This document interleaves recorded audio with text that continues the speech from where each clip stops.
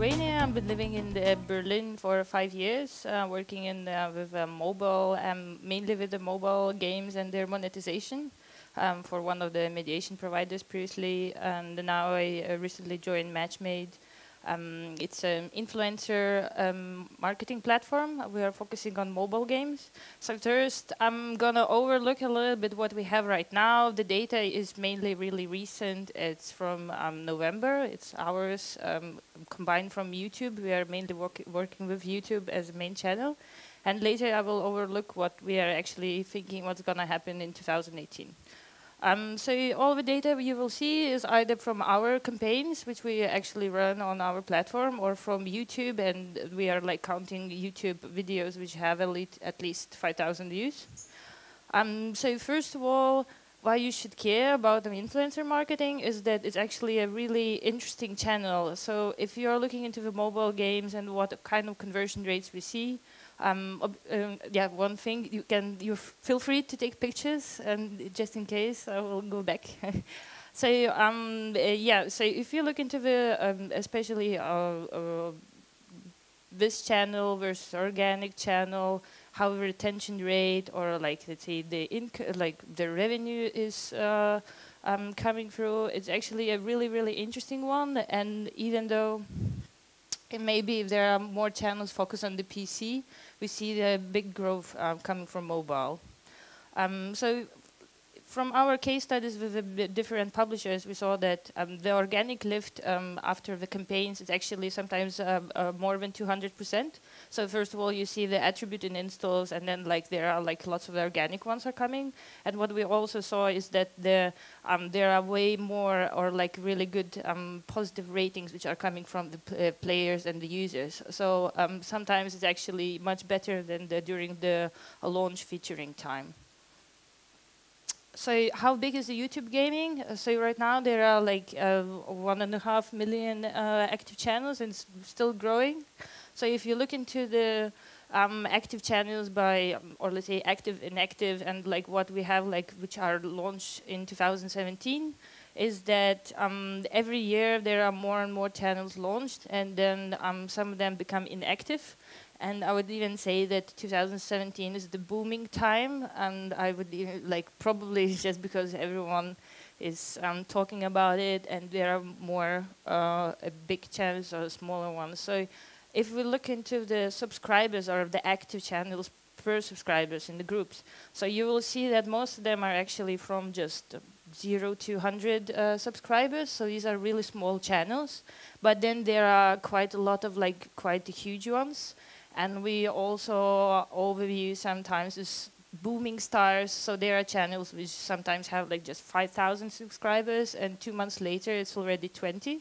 So they are like multiplying their subscribers quite a lot.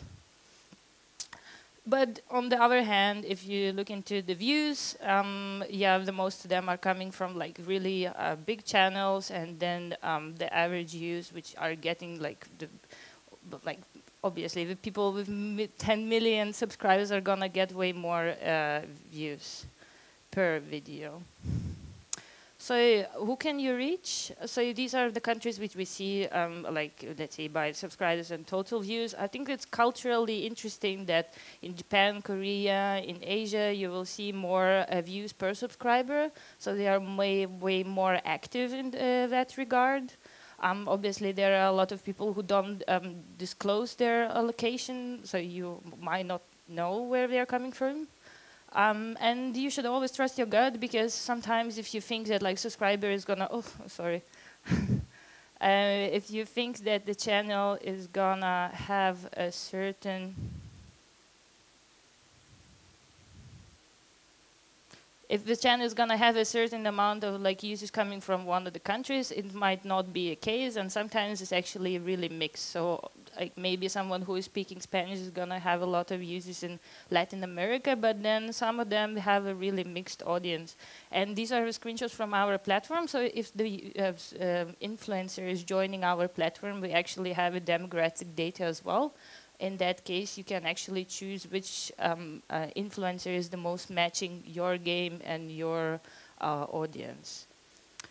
And it's quite interesting because like lots of the users are or views are coming from different devices, and some of the countries they are like more interested in the different type of gaming platforms, and I would say it's also a little bit of the cultural thing where one of the platform is growing and another one is getting behind.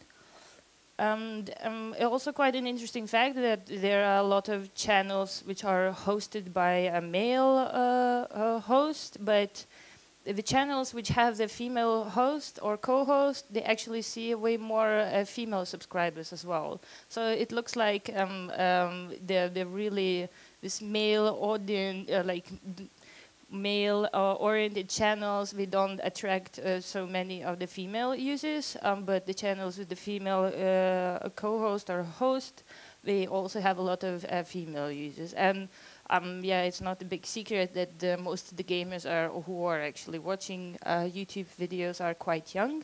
And yeah, so these are the most hot games, or let's say what is like dominating the industry right now. And you'll see that like most of the time it's basically like Minecraft is really huge. These are the like overall, but if you look into mobile games, you will see that the numbers are much lower. So in comparison, I mean, Clash Royale is way less popular than the PC games. And what we also see is that recently, like it's also it's actually the one of the cause might be the monetization strategy from YouTube, which actually demonetized a lot of channels. So lots of influencers start getting less revenue from advertising. So we see that some of the views are actually decreasing. So let's say the Minecraft maybe is generating less and less views, especially like after the mid of the summer. There was like a lot of talks from the big YouTubers, how they were even thinking about switching from YouTube to Twitch or other platforms due to the monetization difference. And this is how it looks without Minecraft. So there are still some rising stars like Fortnite and PUBG, I mean the recent games, but no one is getting as close as Minecraft. And for mobile, we also see the some of the waves and like decrease in the views. But I wouldn't say that it's that users are not interested. It's mainly are probably coming to, as I mentioned, the fact about YouTube monetization and how the views are actually distributed, if they are promoted, if videos are promoted for their own subscribers. So if we talk about the influencer marketing and biggest changes that we see in 2018, that yeah, obviously everyone is really keen to solve the YouTube monetization issues. So lots of the big influencer channels, we want to either move to the different platforms or somehow solve it, and there is a lot of traction, lots of posts on social media. They are trying to find the way how the algorithm behind YouTube monetization is working. There are also quite few new platforms. Mixer is owned by Microsoft. There are also some big players working on the new platforms, and they might even focus on maybe more mobile games than versus PC games. Let's say Twitch is still not as huge on PC on mobile as it is on the PC. In general, another social network, Instagram, is gonna reach 1 billion users in next year, so it's also a really big channel if we talk about the broad side of the influences. And I'm not sure how familiar you are here, but there's gonna be a law in Europe which is gonna really it's regarding the advertising, and most of the time most important part is about privacy data. So lots of the traditional ad networks are not gonna get so much of the data, and let's say it's gonna really restrict their targeting in Europe, in European Union, not Europe. So and it might affect a lot of big publishers and ad networks, and this is why influencer channels are really good alternative, because there you are just basically focusing on the channel, and you are not really sending any other like data points. You just know that this channel is maybe matching your audience, or the audience you want to acquire. This is why you want to promote it there. And yeah, I mean, the other things which might grow a lot is that the partnerships become more relevant or meaningful. So lots of the brands, maybe they want to grow longer partnerships, and the content. What we see also on our platform, if the content is really, it feels natural, if it matches the audience, if it doesn't even look like advertising, it's just your favorite YouTuber is playing some game which actually matches your taste as well. It doesn't look like advertising, and it actually performs much more better. On the other hand, there are still a lot of issues with the KPIs, so you can't really track a lot of data from your influencer campaigns. This is what we are trying to solve. So lots of times you just put a lot of money on the table, someone takes it, and you don't know if it's going to perform or not. On our platform, we are trying to do the performance-based influencer marketing. So it means that you are going to pay like per install base, or the outcome of the video.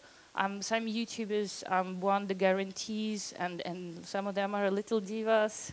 Yes, but I think this is where it's like the industry itself is moving. And yeah, we're probably gonna have way more video content in other channels, so not only let's say YouTube or other part, because it's way easier to interact with your influencer on that side. Yes, that's from me. And if you have any questions. So, your questions? What about another platforms? Video are transformed to another platforms. What platforms? Yeah, so I mean, our platform is working only with YouTube right now, but we are looking into expanding, because obviously, as I said, there is a Mixer, Twitch, there are so many other smaller ones, and we really want to expand on the channels as well. I mean, we started, or like our platform was started with mobile games, because our founders are they're from Finland, they are in the gaming industry since 15 years plus, so it was the landscape we know. But I wouldn't say that that's the only channel, and we know it. It's strong everywhere. It's just that it's harder to get the data, or it's harder to run campaigns on Twitch or other platforms. Are you working with influencers directly or with markets of influencers?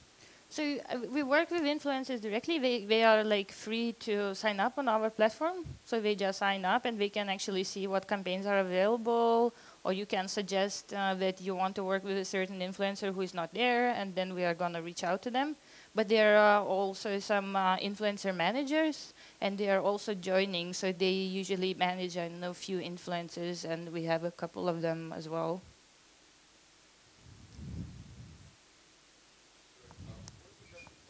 For promotion VR games? Oh, wow.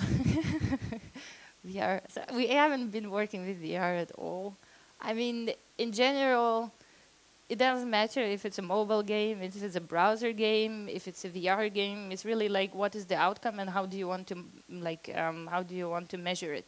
If your VR games available online, and you want like registrations or some kind of downloads or something like that, it's basically like any other game. It's just how you're gonna track it, where you want to sell it. I bet you don't want to sell like a package of it. So it's probably there also needs to be done some research, because not everyone has a VR set. So if you are promoting VR game in Brazilian channel, where most of the users are playing games either on the mobile or like PC, then maybe it's not going to be a right market for you. But this is why it's interesting, because in emerging markets, consoles and PC, it's harder to get it. It's more expensive. So the smaller, like mobile games, they are growing much faster there as well. So I don't know what is your market. Where do you want to launch it? Yeah.